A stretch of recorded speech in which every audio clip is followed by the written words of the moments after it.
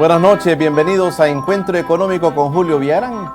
Estamos inaugurando el mes de junio, ya estamos llegando a la mitad del año y sin duda tantos temas interesantes en el orden económico que tenemos que evaluar. Pero hoy vamos a hacer una evaluación, vamos a hacer ese balance del segundo año de gobierno del profesor Salvador Sánchez Serén. Ese es el tema que tenemos preparado para esta noche y he invitado a dos grandes amigos, a dos grandes profesionales, a pesar de que son gente muy joven, pero desde mi punto de vista los conozco hace algún tiempo y son unos analistas jóvenes muy interesantes. Yo sé que les va a gustar el análisis de esta noche. Vamos a encontrarnos entonces con el balance del segundo año de gobierno del profesor Salvador Sánchez Serén. He invitado entonces a dos grandes amigos. El primero es el ingeniero Gilberto Rodríguez, que está con nosotros acá.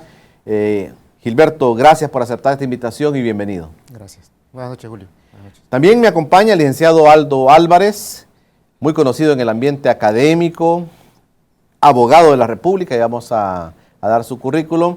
Y también es un buen amigo de muchos años, un analista y también ha participado en la política, participa en la política y sin duda su análisis va a ser muy importante esta noche. Bienvenido, Aldo. Gracias, Julio, un placer y un saludo a toda tu teleaudiencia.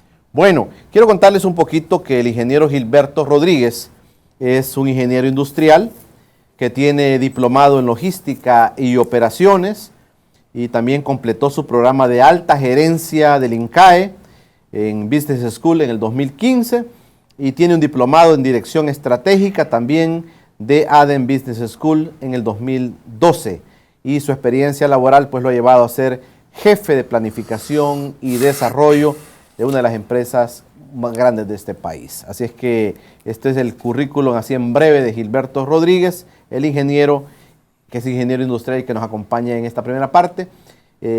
Y también el licenciado Aldo Álvarez, que es un abogado y notario de la República, máster en Derecho Internacional y Comparado de la Universidad de Tulane, New Orleans, en Luisiana. Es investigador en las áreas de Derecho, Relaciones Internacionales y Ciencias Políticas. Además es catedrático de varias universidades del país, de la Universidad Dr. José Matías Delgado, de la Universidad Francisco Gavidia, de la Universidad Evangélica, de la Universidad Tecnológica y también de la Universidad de El Salvador. Es miembro de la Inter-American Bar Association, Federación Interamericana de Abogados en Washington, y ha sido ponente internacional sobre el tema del CAFTA-DR. También interesante esta parte, y es columnista semanal del periódico El Diario El Mundo. Ahí lo pueden leer semanalmente al licenciado Aldo Álvarez. Con ello vamos a platicar esta noche y vamos a hacer el balance del segundo año de gobierno del profesor Salvador Sánchez Serén. Eso cuando regresemos.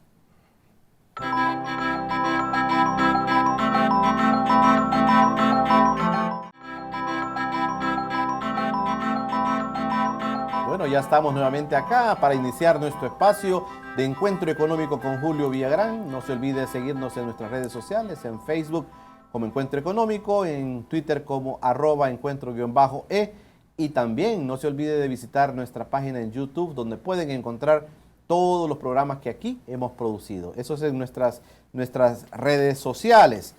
Estamos entonces ahora para analizar el segundo año del gobierno del profesor Salvador Sánchez Serén. Me acompaña el ingeniero Gilberto Rodríguez y el licenciado Aldo Álvarez, dos analistas jóvenes, que ese es el concepto que queríamos darle a este programa, un análisis joven de la realidad económica de nuestro país. Sin duda hay tantas cosas que hablar después del discurso del presidente de la República y de la parte económica habló bastante. También están las personas, los detractores y la oposición que han descalificado el informe que ha dado el presidente de la República hasta llegar a decir que quizás se refería a otro país. Esas son de las críticas más duras y más fuertes que han encontrado en la oposición.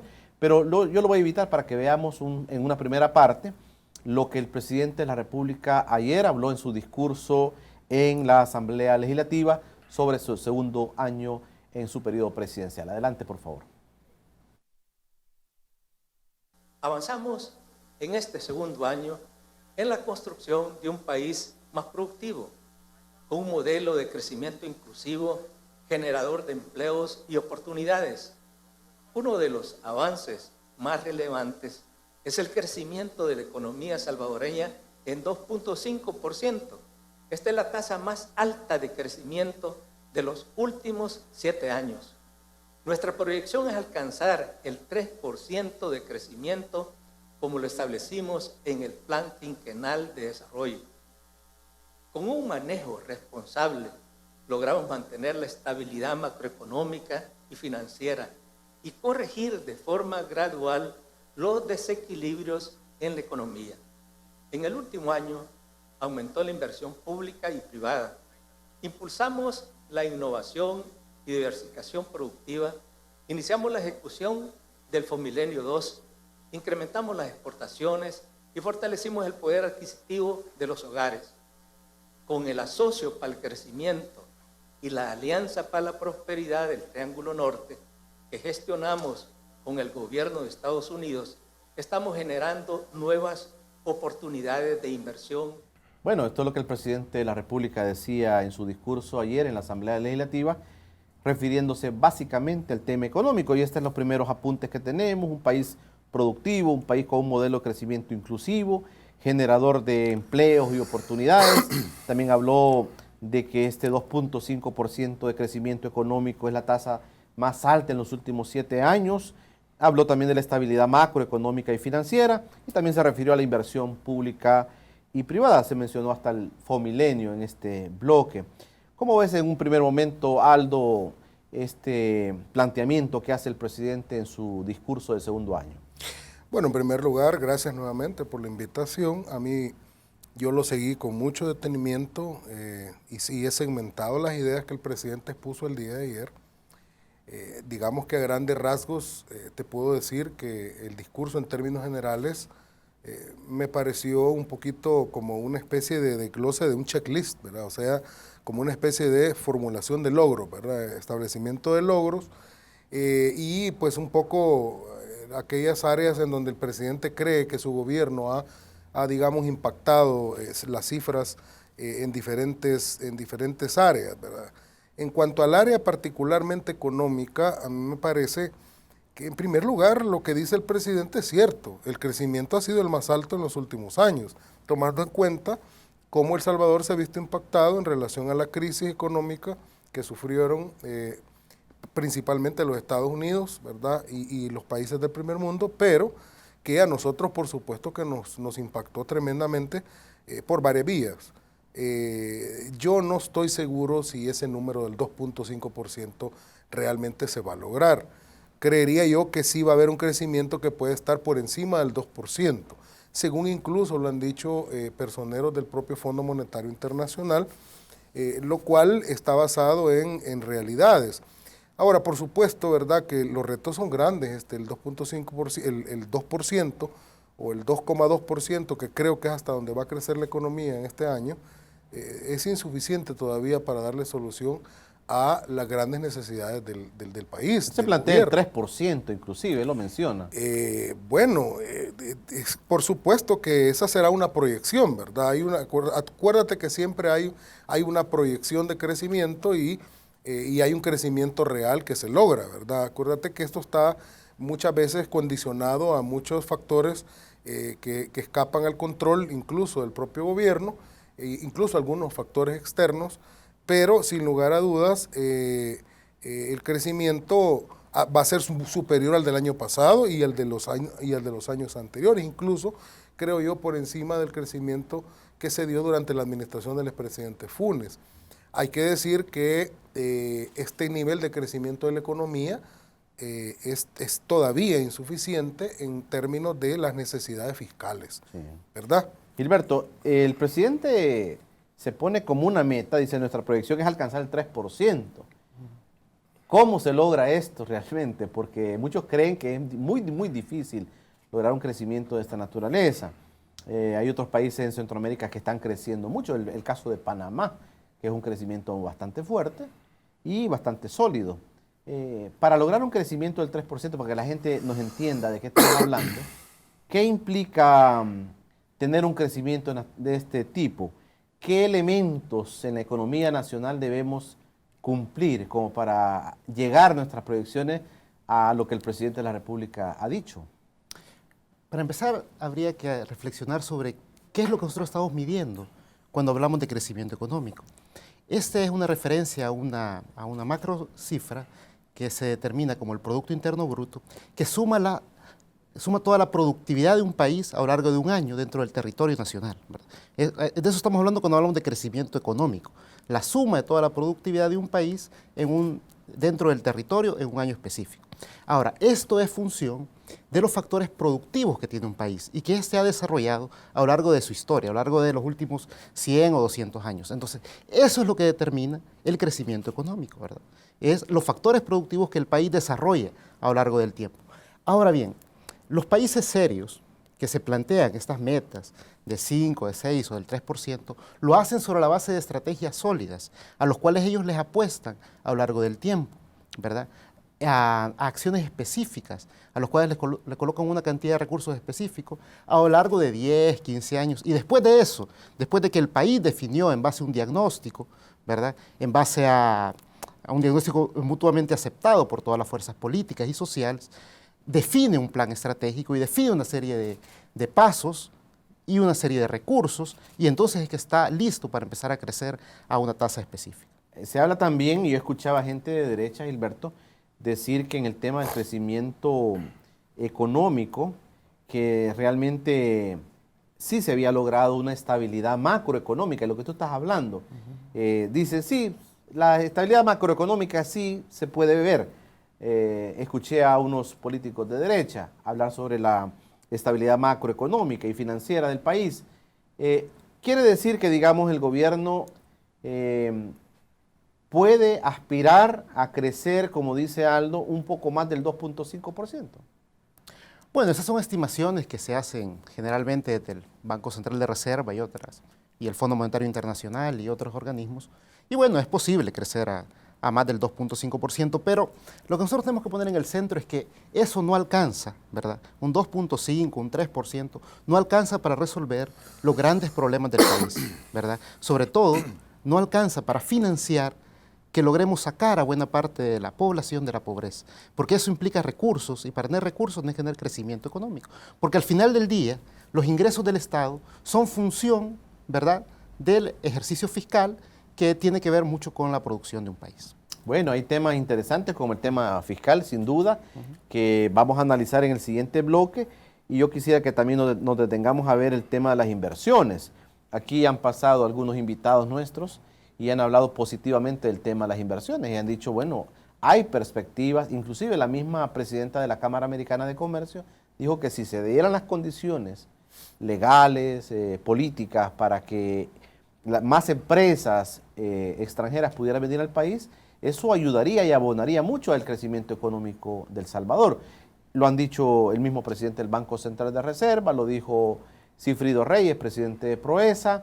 O sea que estamos ante un panorama que puede tener viabilidad, un crecimiento económico, tal vez no tan fuerte, pero sí o mantenerlo a la escala que lo tenemos o crecer un poquito más. Vamos a analizar esa parte cuando regresemos después del corte.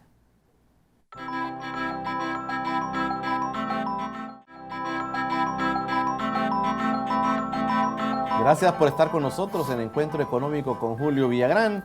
Gracias por participar también en las redes sociales.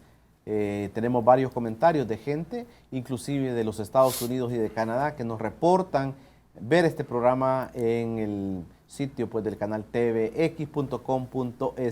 Ahí pueden encontrar y ver en directo este programa de Encuentro Económico. Este tema económico también pasa sin duda, por ser un tema político. La actitud el día de ayer de la derecha fue bastante dura para el presidente. El presidente de la República tenía, digamos, afuera una masa de personas que lo apoyaban. Inclusive se ha dicho que eran empleados públicos en su mayoría. Pero digamos que el país escuchó el discurso del presidente, un discurso donde él expuso lo que él cree, donde está el país, pero la derecha fue bastante dura, Aldo, inclusive en la misma Asamblea Legislativa. Sí, bueno, uno mira las imágenes y a uno no le cabe la menor duda que que la actitud de los diputados de la bancada de Arena fue incluso hasta irrespetuosa frente a la figura del presidente de la República. No porque sea el profesor Sánchez Serén, estamos hablando de la institución del presidente de la República, independientemente de si es A o B persona, ¿no? Y además que era un acto solemne. Se les veía con poco interés de escucharle, con desánimo incluso, por momentos hasta casi durmiéndose. Y me llama la atención esto porque más tarde, el mismo día, dan una conferencia donde también arremeten contra el discurso del presidente de forma muy dura, prácticamente diciendo que lo que él había dicho ahí era totalmente falso. Por supuesto que uno comprende que hay intereses, ¿verdad?, grandes de por medio. Uno sabe los intereses a los que responden los diputados de derecha, particularmente el Partido Arena, y bueno, también tiene que ver con los intereses que están detrás de quienes financian ese partido. Fíjate que volviendo al punto de la parte que señalaba el presidente sobre el crecimiento económico y la productividad, mira, Julio, es posible que crezca esta economía más allá del 2, 2,2, 2,5, 3%, incluso aspirar a llegar a crecer a niveles del 6%, ¿por qué no? Un momento determinado, como por ejemplo está creciendo Panamá, como creció en algún momento países en Sudamérica, Chile, Brasil. Sí es posible, pero ¿cómo es posible? Ahí viene el tema de las inversiones. El presidente nos mencionó muy al abuelo de pájaro el tema de las inversiones, solo señaló que habían habido inversiones, pero no está habiendo inversiones a un nivel necesario como para que la productividad despegue. Miren, los gobiernos no producen nada, ¿verdad? Y este gobierno no es la excepción, los gobiernos no producen, los gobiernos tienen que crear el clima de inversión para que pueda producirse, tienen que crear el espacio necesario, la legislación necesaria, los incentivos fiscales necesarios, el ambiente adecuado para que las inversiones lleguen, tanto inversiones internas como inversiones externas.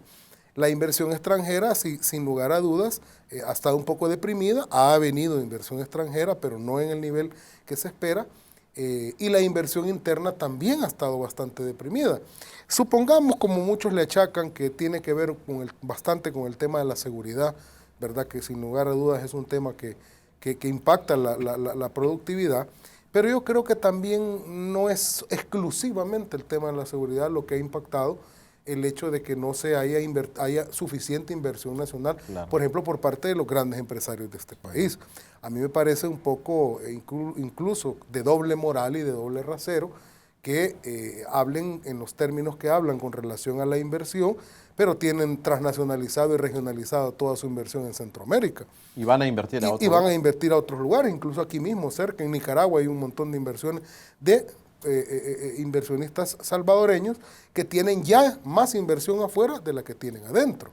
Entonces, eso evidentemente uno dice, bueno, ¿de qué estamos hablando? Sí. Si le están apostando al país, ¿por qué no están las inversiones aquí? Ellos hablan inclusive, Gilberto, del tema que el país está al borde del abismo económicamente. Ellos ayer fueron bastante duros, la Arena, ¿verdad? Reaccionó de manera muy contraria a todo lo que en el discurso se dijo. También veía unas declaraciones de Luis Cardenal, presidente de la ANEP, cuando le preguntan en un programa de televisión que se refiera a algo positivo que ha hecho el gobierno, y él dice, no sé, dice, tal vez me ayudan ustedes a ver si hay algo positivo en este gobierno. ¿Es tan dramática la situación económica del país, Gilberto, así técnicamente hablando, como para tener esa posición tan dura como la tiene la derecha? Mira, fíjate que cuando tú revisas las evaluaciones que ellos han hecho, ¿verdad? Tanto a nivel de la conferencia de prensa, a nivel escrito, tú lo que ves ahí es un compendio de vaguedades, ¿verdad? Y falta de análisis crítico de lo que está pasando en el país. Yo creo que el hacer una evaluación en medio del segundo año de gobierno, el objetivo es que nosotros podamos cambiar lo que se está haciendo mal, mejorar lo que se está haciendo bien y bueno, seguir para adelante, ¿verdad? Ese es el objetivo de una evaluación. Cuando un profesor pasa un examen, el objetivo es medir su método de enseñanza, medir si él, explica bien, para poder mejorar la enseñanza. Entonces, el objetivo de la evaluación es poder mejorar lo que está haciendo mal. Y para eso vos tenés que definir claramente cuál es el indicador, ¿verdad?, que vos estás evaluando. Cómo se ha movido ese indicador a lo largo del tiempo. Cómo lo querés mejorar y con qué recursos lo vas a hacer. Y vos con eso vas a una mesa de negociación y te planteas una serie de acciones para mejorar. Pero eso yo no lo veo en las evaluaciones de la derecha. Es decir, entonces uno llega a la conclusión de que son evaluaciones electorales, ¿verdad? Que no son evaluaciones técnicas, que no son evaluaciones con el deseo de mejorar el país, porque al final de eso se trata. Y al final tú llegas a la conclusión de que ellos sencillamente están en campaña electoral. ¿Están en campaña ya la oposición del país? Está en campaña electoral, correcto. Incluso cuando tú entras al portal de Arena, ¿verdad? Tú ves que ahí las declaraciones de un dirigente importante de ellos es: estamos listos para gobernar en el 2019. Es decir, están pensando en las elecciones. Y eso es dramático para el país, es lamentable para el país.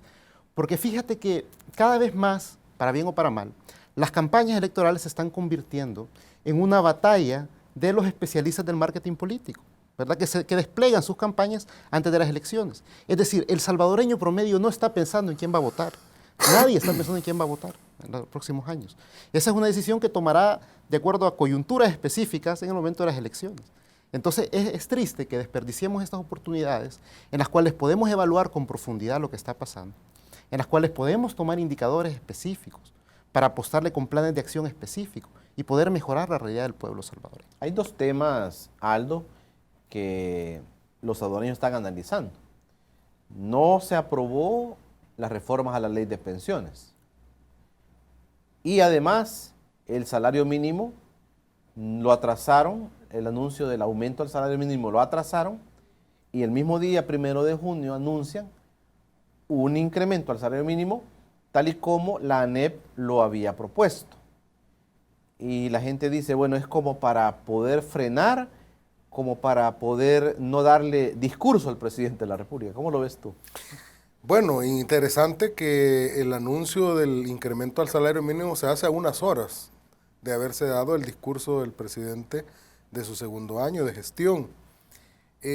Yo te digo, yo le di seguimiento a la noticia del salario mínimo, vi la manera en que se manejó, se aprobó, incluso sacaron a la prensa en un momento determinado del recinto, y me parece que lo que se ha aprobado, con todo el respeto que merece la gente que está ahí, es insultante. Es insultante porque ese monto que se ha aprobado no llega, pero ni siquiera creo que no, va a llegar con suerte a los $40 en un periodo de 3 años. O sea, es algo irrisible. Si tú revisas, por ejemplo, los salarios mínimos de la región, tú ves, por ejemplo, en Honduras ves $300 de salario mínimo, en Guatemala ves $350 de salario mínimo, en Costa Rica anda arriba de los $550 el salario mínimo. O sea, uno dice, bueno, pero ¿qué es lo que pasa? ¿Por qué los empresarios representados en las grandes gremiales sí están dispuestos a ir a pagar un salario mínimo más alto a donde tienen sus inversiones en el resto de Centroamérica? No estoy comparando con el primer mundo, estamos hablando de la región. Y tienen esta falta de sensibilidad para poder pagar un salario mínimo decente y humano en El Salvador. Mira, según lo dicen las organizaciones que hacen estas mediciones, ONG, etcétera, sobre el costo de la canasta básica mínima en este país, anda rondando arriba de los $500.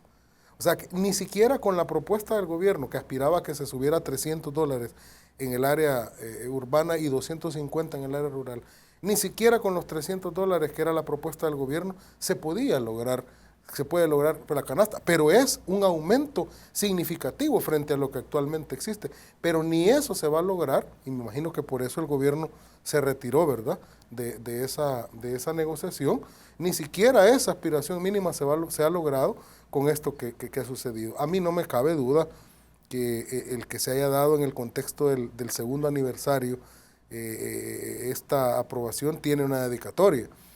Y también, y te cierro con esto, me parece también un doble discurso, de doble moral, que por un lado digan los grandes empresarios, no, es que el tema de las pensiones, así como el gobierno lo ha propuesto, no la vamos a aprobar porque es confiscatorio, etcétera.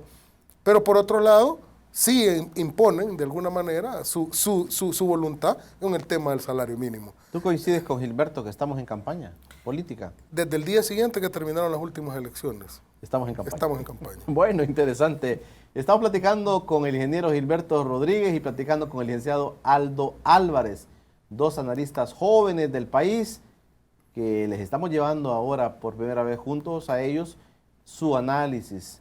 Son personas investigadoras de diferentes áreas de la vida nacional y por eso los tenemos acá. Cuando regresemos vamos a continuar hablando sobre el discurso del señor presidente y cuando regresemos vamos a ver la otra parte de lo que el señor presidente de la República también dijo ayer en la Asamblea Legislativa.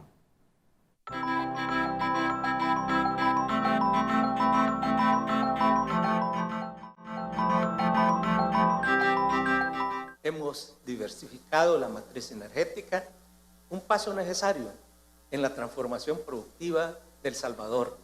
Apostamos por la generación de energía limpia y renovable, como la solar, la geotermia, el gas natural y la expansión de la hidroeléctrica 5 de noviembre y 15 de septiembre.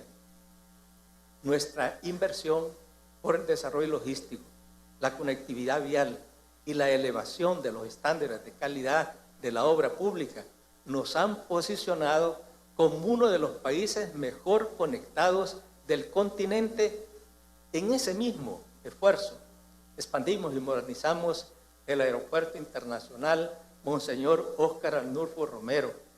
Estamos cambiando el rostro de la capital y del país, invirtiendo en la conectividad vial del Gran San Salvador y la habilitación de los corredores logísticos.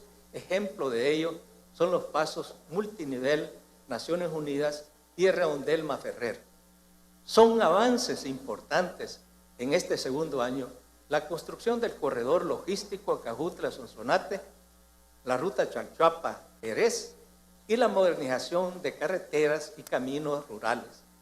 También entregamos a la población la fase 1 del Citrán, un moderno sistema de transporte que beneficia a más de 350,000 usuarios con un servicio rápido, cómodo y seguro. Logramos estos avances con efectividad, transparencia y cero corrupción. Bueno, ahí está el señor presidente de la República hablando el 1 de junio en su informe del segundo año de su gestión. También se refirió el presidente de la República sobre la capacidad adquisitiva de la población. Estamos hablando del salario mínimo. Y él dijo, fortalecimos la capacidad adquisitiva de la población manteniendo estables los precios de los bienes y servicios, beneficiando a las familias con la política de subsidios a la energía eléctrica, transporte público y al gas. Se refiere básicamente a los subsidios. Pero también habla el presidente cuando dice, con ese mismo espíritu lanzaremos próximamente la estrategia para la erradicación de la pobreza extrema. Creo que estos son temas que sin duda a la mayoría de los salvadoreños les interesa. Cómo ha crecido, cómo han crecido los precios de los bienes de primera necesidad, por ejemplo. Cómo está su poder adquisitivo de la gente, lo que estamos hablando del salario mínimo, ¿verdad? Y se lanza ahora entonces un proyecto, una estrategia para erradicar la pobreza. Sin duda esto es una cosa muy fuerte, ¿verdad? En un país como el nuestro, apostarle para una estrategia de erradicación de la pobreza. Gilberto, ¿cómo ves esta parte última que el presidente también se ha referido? Sí, por supuesto, uno de los flagelos más grandes de nuestro país es precisamente la pobreza y la pobreza extrema. Vamos a estar pendientes de cuáles van a ser los elementos para poder desarrollar esta estrategia de superación de estos flagelos, pero yo creo que ahí es importante tomar en cuenta, y hay que recoger esto, de que uno no puede hacer política social sin hacer política fiscal. Es decir, me aclaro mejor, el Estado debe de buscar las fuentes de financiamiento para poder, en verdad, poder sacar esta cantidad de gente de la pobreza. Y eso es, digamos, el gran problema que tiene en este momento el Estado, ¿verdad? Que no ha podido todavía impulsar una reforma fiscal integral o no ha presentado una propuesta de reforma fiscal integral y no vamos a poder, digamos, desarrollar una estrategia para sacar a gente de la pobreza sin resolver el tema del financiamiento. Hablan del tema de los subsidios. Mucha gente se refiere a este tema, Gilberto, y dice que a la gente la malacostumbran subsidiándole algunos bienes y algunos servicios. ¿Cómo ves tú dentro del gobierno la gestión que se ha hecho y el énfasis que se le hace a la parte de subsidios? Sí, ese argumento de que uno está mal acostumbrando a la gente me parece profundamente demagógico, porque en El Salvador se implementó el sistema neoliberal, el cual plantea de que es el mercado, a través de el mercado el que asigna los recursos. Pero resulta de que en el mundo está probado ahora de que el mercado no redistribuye. Entonces vos lo que tenés al final del día es una buena parte de la población que generación tras generación continúa dentro del ciclo de la pobreza, ¿verdad? Entonces la única forma de lograr que la gente salga de ese ciclo es a través de políticas redistributivas que tienen que ver precisamente con las políticas fiscales. Es decir, el Estado debe entrar a jugar su rol como distribuidor de la riqueza, como redistribuidor de la riqueza y ayudar a estas personas a salir de los umbrales, digamos, de la pobreza. Este gobierno, Aldo, está gastando demasiado en programas populistas, en subsidios a personas que no los necesitan. Este gobierno tiene una política de hacer crecer o de hacer engordar la burocracia, de contratando, he oído que dicen que han contratado muchos afiliados al partido FMLN en el gobierno y que eso ha hecho que las finanzas del país también vayan cayendo. ¿Cómo ves estos temas tú? Bueno, en primer lugar, yo quisiera decir que en términos teóricos y en términos conceptuales, yo estoy a favor de que se haga, de que se cree y que a la vez exista y que funcione bien un esquema de subsidios como el que se ha concebido en el país. El problema no son los subsidios, o sea, y yo a esto no le llamo gasto social, ¿verdad? Porque la derecha tiene la inclinación a llamarle gasto social a lo que en realidad es una inversión social, ¿verdad? O sea, sacar a gente de la pobreza no puede ser un gasto social, es una inversión. El punto es que como toda inversión tiene que estar financiada. Este gobierno ha aceptado públicamente que el gasto social más o menos se consume cerca del 42%, ¿ya? O un poco más del 42% de los ingresos del Estado, lo cual implica que eso es una cantidad muy abultada de recursos. El problema es de dónde sacas los recursos para poder financiar esta inversión social. Y es ahí a donde se encuentra el problema más grande que tiene el país si no recibe recursos e ingresos a partir del crecimiento de la economía. Si la economía no crece lo suficiente como para poder financiar esta inversión social a estos niveles, entonces ¿de dónde salen los recursos? El problema es que no debe de, y ahí es donde se debe de tener mucho cuidado, no debe de desviarse hacia el endeudamiento público, ¿verdad? O sea, no debe ser el endeudamiento público, no debería ser el endeudamiento público más bien la fuente de financiamiento de esta inversión social. Y creo que por ahí el gobierno está teniendo un poco de problema y hay que atajar ese problema. El problema, repito, no es tener inversión social, sino tener los suficientes recursos para poderla financiar. Y si no la financias por vía de los ingresos corrientes del Estado, entonces tenés que buscar otro tipo de ingresos extraordinarios. El problema es que ese otro tipo de ingresos extraordinarios han sido copados por mucho por el endeudamiento público. Creo yo que decir o alzar voces apocalípticas como la que le escuché a algunos diputados del Partido Arena, de que estábamos nosotros a una pestañita de llegar al nivel de Grecia, ¿verdad?, por el endeudamiento público y el crecimiento económico bajo, creo que esos escenarios apocalípticos no son reales. Para empezar, la deuda, que no es tampoco algo de qué alegrarse, pero el endeudamiento anda rondando cerca del 60-61% del PIB. O sea, en Grecia el endeudamiento público andaba cerca de, la deuda pública andaba cerca del 150% del PIB. O sea, de 60 a 150 no hay comparación.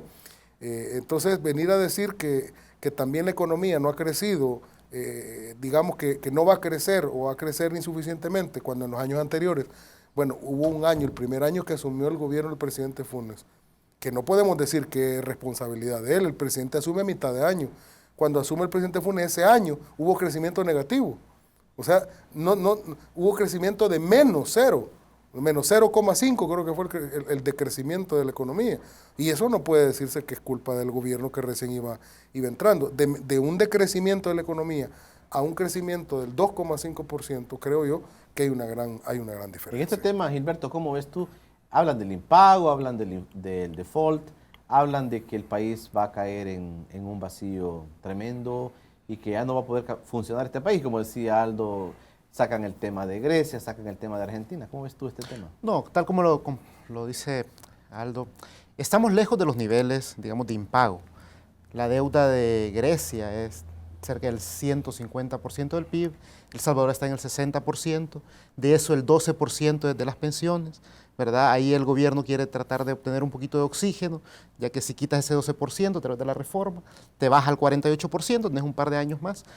Pero sí yo creo que es importante, digamos, sin aceptar ese escenario apocalíptico, porque no es real, sí tenemos que ponerle atención como país a las finanzas públicas y a la estrategia de financiamiento del desarrollo social. Porque nosotros tenemos que entender que esta deuda social que el país ha acumulado a lo largo de varias generaciones, para poder saldarla necesitamos fuertes inversiones de parte del Estado. Es decir, sacar a gente de la pobreza, digamos, a través de la educación, a través del empleo, a través de la salud, a través de la seguridad, implica muchos recursos, muchos recursos. Yo antes de venir a la reunión estaba revisando un poco cuáles son las inversiones per cápita en educación, ¿verdad? Comparándonos un poco con el primer mundo.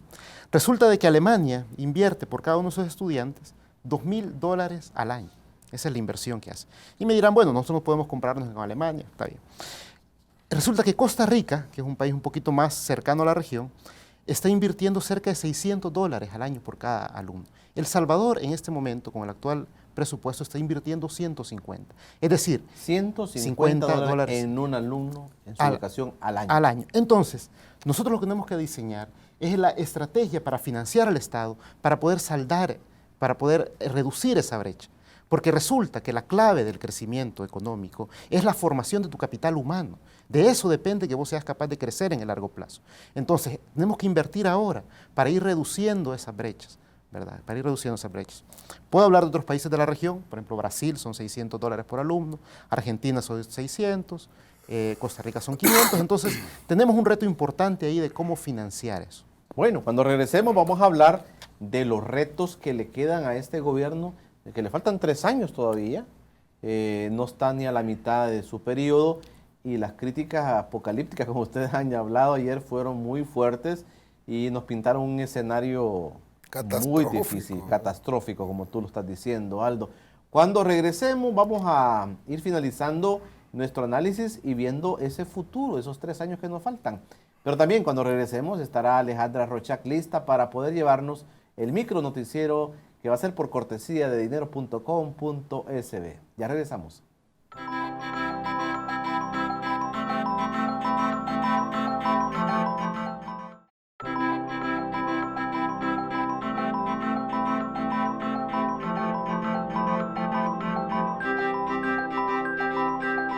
Buenas noches, mi nombre es Alejandra Rochac y una vez más estoy presentándoles las noticias de economía más importantes de la semana gracias a dinero.com.sb. Empezamos. El gobierno rechaza el incremento del 15% al salario mínimo que aprobaron empresarios y trabajadores.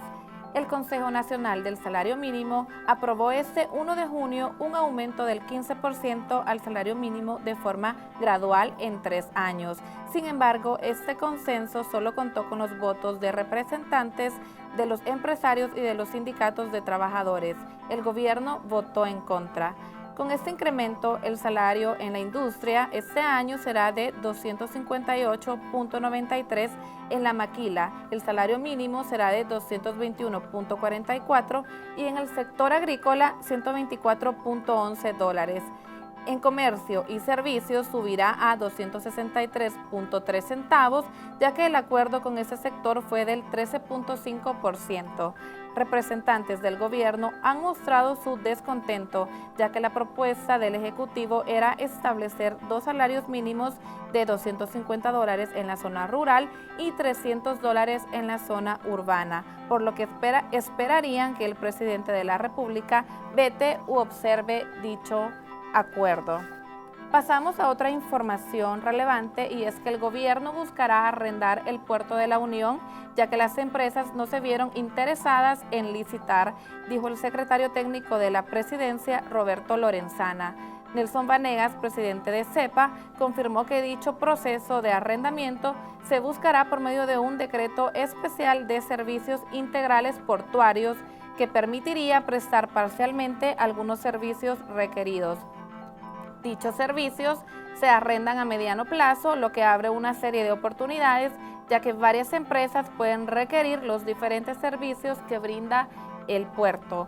Sin embargo, el gobierno debe preparar y presenta el proyecto de ley de servicios portuarios ante la Asamblea Legislativa para que ésta la discuta y pueda ser aprobada para que el puerto de la Unión llegara a generar ingresos. Y pasamos a otra información y es que la empresa Energía del Pacífico presentó a varios empresarios del país el proyecto de generación eléctrica por medio de gas natural a su cargo en un foro organizado por la Cámara Americana de Comercio AmCham. Energía del Pacífico es la empresa propietaria de los contratos de abastecimiento de largo plazo para el suministro de 355 megawatts de potencia y su energía asociada que fueron firmados con las distribuidoras eléctricas en El Salvador como resultado de una licitación pública internacional adjudicada a su favor. El proyecto, a cargo de Energía del Pacífico, estará ubicado en el puerto de Acajutla en una área aproximadamente de 12 hectáreas y tendrá un costo de inversión de unos 800 millones. Y es así como finalizamos un bloque más de este micro noticiero gracias a dinero.com.sb. Lo invito a que visite nuestra página web dinero.com.sb y nos siga de igual forma en redes sociales para que usted esté informado con las noticias de economía más relevantes de El Salvador. Siga con Encuentro Económico. Buenas noches. Gracias, Alejandra, por tu reporte económico de cada semana. Esto es por cortesía de dinero.com.sb. Bueno, estamos en el último bloque y vamos a aprovechar a nuestros amigos Aldo Álvarez, un catedrático muy conocido y reconocido en las universidades de nuestro país, y el ingeniero Gilberto Rodríguez, también un investigador, una persona que le gusta mucho el análisis, ¿verdad? Y hoy pues analizando el discurso del señor presidente de la República, analizando el tema político, cómo reaccionó la oposición política en el país ante este discurso.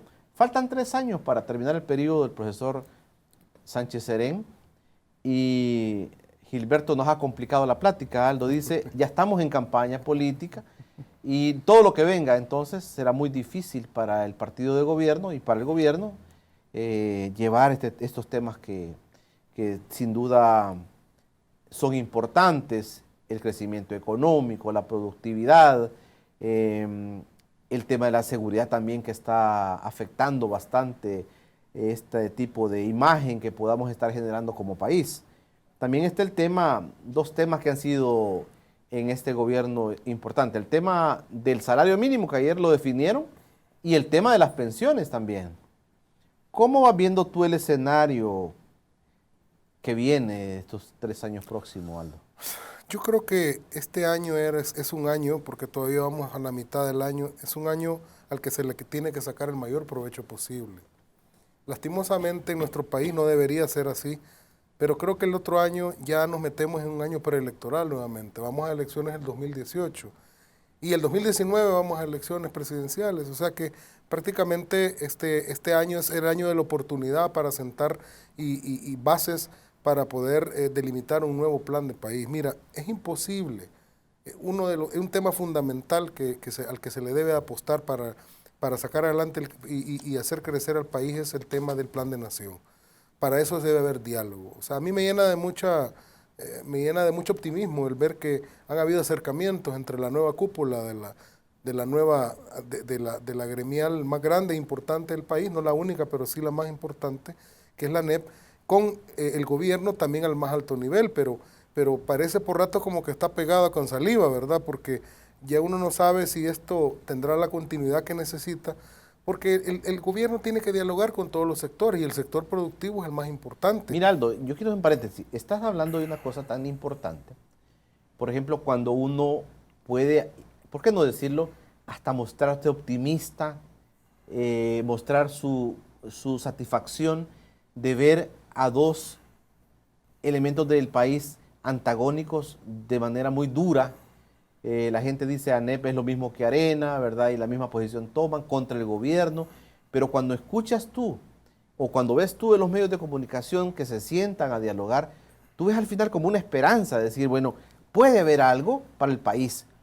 Porque en este país, sin duda, no manejamos el concepto de plan de nación, como tú estás estableciendo. Sí, yo soy un optimista empedernido y veo el vaso siempre medio lleno, ¿verdad? No medio vacío. Y yo sí soy optimista, porque es que si las grandes fuerzas vivas de este país, las fuerzas productivas, el gobierno, las fuerzas sociales y políticas no se sientan a dialogar y el gobierno hace del diálogo una herramienta de política pública como tal y no solo nada más digamos un medio superficial para poder sortear algunos problemas coyunturales, entonces vamos a poder crear un plan de país, un plan de nación. Es que sin un plan de nación, Julio, este país es inviable, no sabemos para dónde vamos, porque lo que le tocaría entonces a cada administración que viene es básicamente administrar crisis. Además, si no tenés un plan de nación, se corren riesgos muy grandes que el país no puede aguantar. ¿Qué tal si, no lo sabemos, Dios mediante que no sea así, qué tal si la derecha llega nuevamente al control del Ejecutivo el 2019 y no tenemos un plan de nación? Llega y dice, no, lo que hicieron está malo y lo deshago completamente y vuelvo a empezar la casa. Y la casa nunca la vas a terminar, o sea, nunca vas a tener un país desarrollado. Sí. Entonces los empresarios tienen que darse cuenta que tienen que sentarse a dialogar, a sentar en el entendido que pueden tener diferencias, pero las diferencias se pueden dirimir. ¿No? Gilberto, ¿cómo ves tú el panorama? Sí, es preocupante que en este país estemos en constantes periodos electorales, en constantes campañas electorales, que estemos tomando decisiones de emergencia. Un país serio tiene que planificar su desarrollo a largo plazo. Esto significa que las fuerzas políticas y sociales del país parten de un diagnóstico común. Tiene que planificar su desarrollo. Tiene que planificar, correcto, parten de un diagnóstico común. Es decir, nos ponemos de acuerdo en el problema que tenemos, en los problemas que tenemos. Y en base a eso diseñamos un plan de trabajo, un plan con acciones específicas y con recursos en el cual le vamos a apostar en los próximos 10 o 15 años. Es decir, así es como salen los países del subdesarrollo, así es como se genera riqueza. Porque si no nos convertimos en una suerte de que estamos cada 3 años o cada 4 años cambiando los planes, cambiando los objetivos y así no se... Imagínate, yo trabajo mucho con empresas y las empresas generan su planificación estratégica a 4 o 5 años. Una empresa. Ahora imagínate un país con todas las complejidades, con todas las variables externas. ¿A cuánto debe planificar su desarrollo? A 15 o 20 años. Es así como funciona. Y no podemos continuar en esta lógica de que cada 5 años o cada 4 años viene alguien a reinventar la rueda, venimos a definir nuevamente estrategias políticas, venimos a definir recursos. No, eso es un error para el país. Ojalá, yo espero, tengo fe en que podamos ponernos de acuerdo los salvadoreños, podamos partir de un diagnóstico común, ¿verdad? Y en base a eso poder diseñar nuestras estrategias para el desarrollo. ¿Por dónde tenemos que caminar entonces, Aldo? Tú que estás en las universidades, sos catedrático de muchas universidades, me imagino y he escuchado un par de comentarios de gente que dicen, habla muy bien de tu persona cuando te refieres al país. ¿Qué elementos debe el país tener? ¿Qué herramientas debe tener este país para salir de todos estos problemas? Entonces están hablando de un plan a largo plazo, un plan de nación, un plan de país que no esté viendo colores, que no esté viendo la próxima elección, que esté viendo el futuro del país. Pero ¿qué herramientas? Yo creo que muchos jóvenes nos ven, ¿verdad? Yo sé, estoy casi seguro que muchos jóvenes nos están viendo y digámosle, ¿qué herramientas debe tener el país para este futuro? No para los 3 años que le faltan a Sánchez Serén, para un futuro inmediato. ¿Qué herramientas ves tú que pueden ser efectivas para crecer, para ser productivos, para ser un mejor país? En primer lugar, democracia, más democracia, y si hace falta democracia, más democracia. Explícanos eso. Diálogo. Cuando hace falta diálogo, la solución es más diálogo. Y cuando te cansas de dialogar, entonces dialoga más. Y cuando ya no aguantes el estar dialogando, entonces tenés que seguir dialogando para llegar a soluciones. Mira, yo que trabajo con jóvenes y platicamos de estos temas, pues una de las materias que doy de ciencias políticas, ellos encuentran, los más jóvenes, las nuevas generaciones que están entrando a las universidades, encuentran tan ilógico tan tan sin sentido y fuera de toda lógica el ver a los partidos políticos antagónicos y a las fuerzas antagónicas del país discutiendo, y dicen, pero ¿por qué no se sientan y hacemos un plan de desarrollo para largo plazo? Si eso es lo que necesita este país, ¿verdad? Hacer una planificación del desarrollo. Eso es lo que se necesita, democracia, democracia, democracia, hacer del diálogo la vida, obra, credo de nuestra vida política y, por supuesto, de la vida económica de El Salvador. Si eso no lo hace, es inútil. Nada va a funcionar aquí. Ni aunque venga el presidente con las mejores capacidades del mundo o el mejor administrador del mundo, no va a sacar adelante este país. Porque entonces, ¿qué es lo que sucede? Las fuerzas antagónicas andan viendo que de qué manera descalifican el trabajo del otro para sacar raja política para sus intereses. Y si eso pasa por llevarse de encuentro a los intereses de las grandes mayorías para lograr sus objetivos, lo hacen. Y obviamente que eso no puede ser porque es el interés de las grandes mayorías el que debe de prevalecer. No es posible que lo urgente siempre esté opacando lo importante. Aquí no hablamos de lo importante, sino que vivimos todo el tiempo perdidos en lo urgente. El problema es que las urgencias nunca terminan, por tanto no hablamos de lo importante. ¿Y qué es lo importante? Es sentar las bases del desarrollo. Hablan un poco así, digamos, eufemísticamente hablan de que los empresarios, de que se necesita una política fiscal agresiva, una política fiscal de ahorro, de austeridad, el gobierno debe ser austero. Hombre, ¿y por qué no hablan de un pacto fiscal? Pero no un pacto fiscal aislado, sino como componente de un plan de nación. Si el problema de las pensiones, si el problema del déficit fiscal es un problema de fiscalidad, el problema de este país no se llaman pensiones, se llama fiscalidad. No confundas el síntoma con la enfermedad. ¿Y cómo resolver la fiscalidad? Con un pacto fiscal, con un pacto de nación. Nos está dando muchos temas para hacer más programas, Aldo.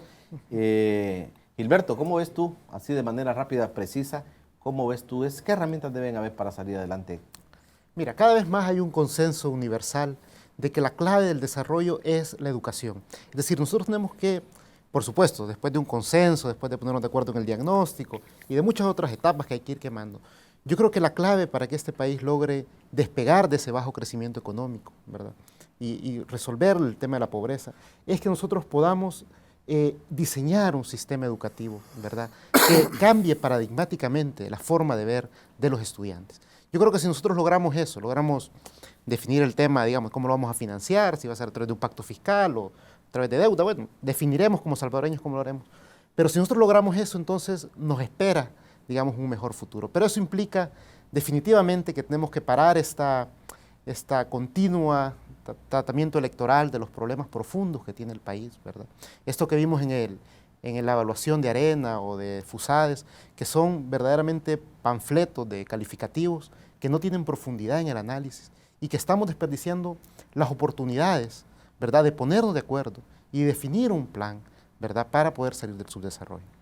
Bueno, sepan que recurrentemente van a estar en este escenario ustedes. Hemos quedado, como decimos los salvadoreños, picados con los temas que ustedes han puesto sobre la mesa y espero que así sea, que próximamente nos podamos ver. Gracias, Aldo, por venir. No, gracias a ti, Julio, y un gran abrazo a tu teleaudiencia.